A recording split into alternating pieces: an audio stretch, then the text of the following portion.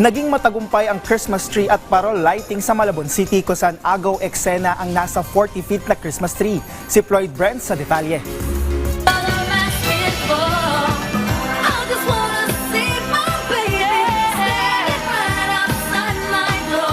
Ito ang magarbong pagbubukas ng Paskong Malabueño 2024. Nagsimula yan sa pagpapailaw ng Christmas tree at parol lighting ceremony. Simbolo ang mga ito ng bayanihan sa panahon ng Kapaskuhan. Present naman sa event si Malabon Mayor Jenny Sandoval. Ang liwanag na ito ay simbolo ng pag-asa, pagkakaisa at pagmamalasakit na patuloy nating ipinapakita sa isa't isa.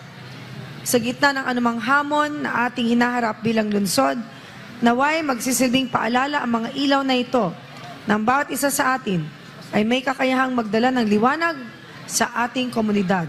Agaw eksena ang 40 feet Christmas tree.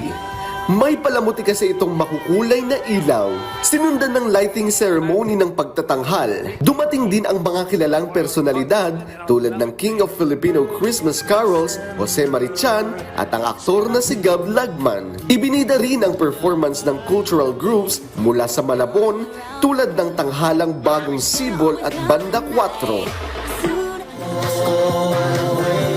Pag-ibig at pag-asa at pagbibigayan, bawat Malabueño puno. Nagtapos ang lighting ceremony sa magarbo at makulay na pailaw. Lloyd Brents para sa Pambansang TV sa Bagong Pilipinas.